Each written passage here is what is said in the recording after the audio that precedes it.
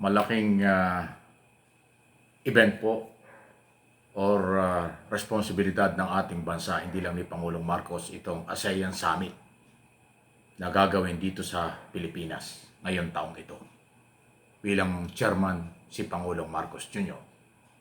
Ito ay matapos ito over ng Malaysian government na ang Philippine government ang mag-host ng ASEAN Summit. Kasi ngayon, kung alam niyo kung bakit, mayroon pong sinasabi si Ambassador Romualdez, Philippine Ambassador to Washington DC sa Estados Unidos, may posibilidad daw po, na dumalo si President Donald Trump sa ASEAN Summit na ito dito sa Pilipinas, na gagawin dito sa Metro Manila at saka sa Cebu. Sa kasalukuyan po, ongoing na yung mga meeting ng mga kinatawan at delegado ng Philippine government at ng iba-ibang bansa na ginagawa dyan sa Cebu. Tuloy-tuloy yan kasi ang paghahanda po ng ASEAN Summit, hindi overnight lang yan.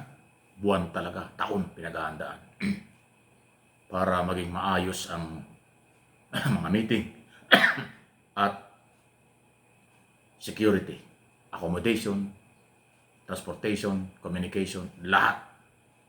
Okay? Kaya ko ito tinatalakay kasi dapat ipakita natin sa buong mundo para tumaas ang kumpiyansa nila at ng mga foreign investor na tayo ay tahimik na bansa, may disiplina ng mga tao, Pilipino. Dapat ipakita ito sa pagkakaisa, sa paghahanda.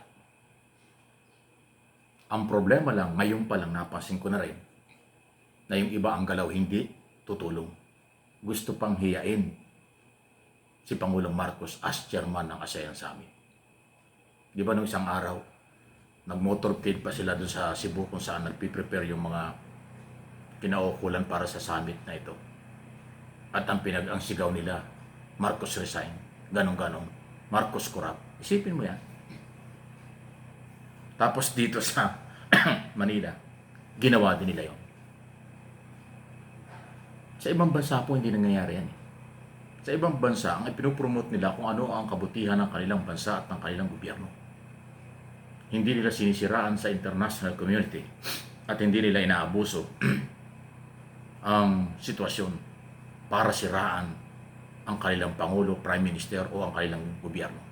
Dito sa atin, ang mga ibang Pilipino na may mga sariling interest, political interest, business interest, ginagawang negosyo, hanap buhay, ang paninira sa gobyerno. Hindi lang sirain o paninira sa kapwa Pilipino. Kung hindi gusto pang iparating sa buong mundo, kaya tayo pinagtatawanan. Wala namang interest ang international community sa mga internal problem ng Pilipinas. Bakit kanilang sinisigaw at ginagawa nila ang ganyang klaseng mga protesta at pahayag para sirain ang ating gobyerno? Anong klaseng mga Pilipino yung ganyang mga tao? Dapat ang Pilipino yung nakakaisang i-promote ang kagandahan ng Pilipinas. Kalinisan, kaunlaran, at yung magandang pagtrato ng mga Pilipino sa mga bisita kahit na anong level ng buhay niyan. Dapat ganun. Unang-una kultura ng Pilipino ganun eh. Maasikaso sa bisita. Mapagmahal sa kapwa. Pero yung iba, dahil sa political interest, sinisira ang ating gobyerno.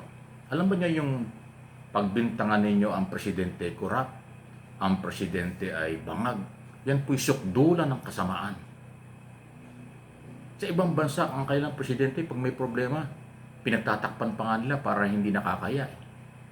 Dito sa atin, kahit hindi totoo, pinipilit nilang totoo para sirain ang gobyerno at sirain ang Pangulo. Bakit? Tanong ko lang sa inyo mga naninira at walang malasakit. Sa tingin ninyo, gaganda ang buhay nyo pag sinisira nyo ang gobyerno? Sa tingin ninyo, uunlad ng ating bansa habang sinisira nyo? Hindi.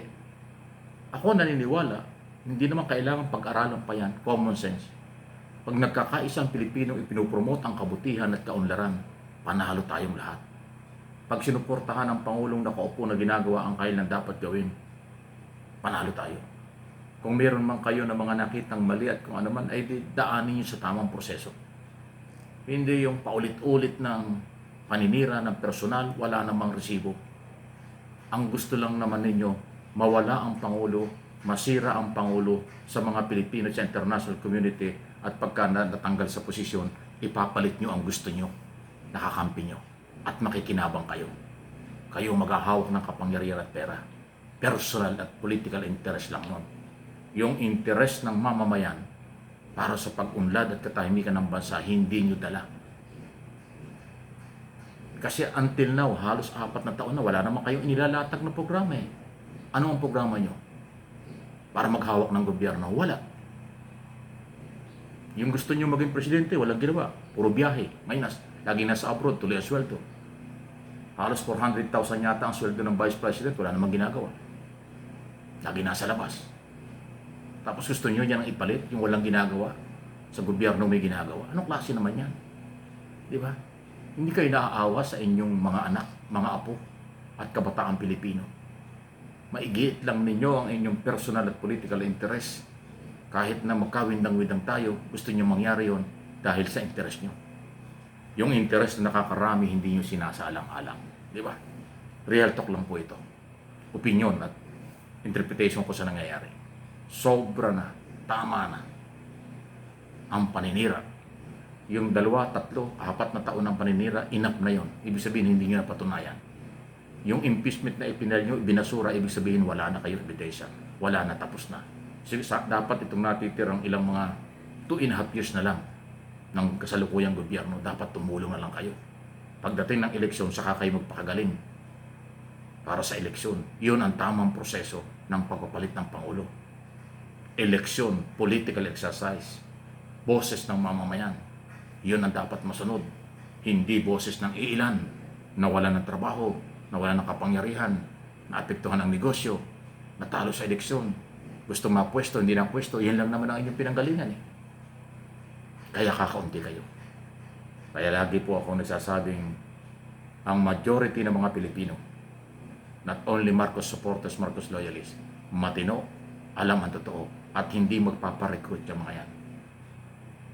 Hindi yan sasama sa mga pangsariling galaw. Tandaan niya ang sinasabi ko. Yan po ang aking opinion at observation sa kasalukuyang nangyayari. Kaya please like and share po ninyo, forward po ninyo itong aking mga topic sa ating mga kababayan sa buong bansa, sa buong mundo, mga Pilipino. Dahil mahalagang maging positibo tayo. Yung mga milyon-milyon Pilipinong overseas Filipino workers, manggagawa, dapat na ibigay dyan magandang balitang positibo dahil naghihirap sila doon. Huwag yung puro negative. At kayo naman po mga Pilipino, please lang, huwag kayo nagpapapaniwala. Alam naman ninyo, doon sa mga title nila, mga topic nila, alam nyo na pang sarili, propaganda, walang prinsipyo at walang malasakit sa bayan. Alam na ninyo kung sino yun. Kaya maging matalino para may magandang buhay.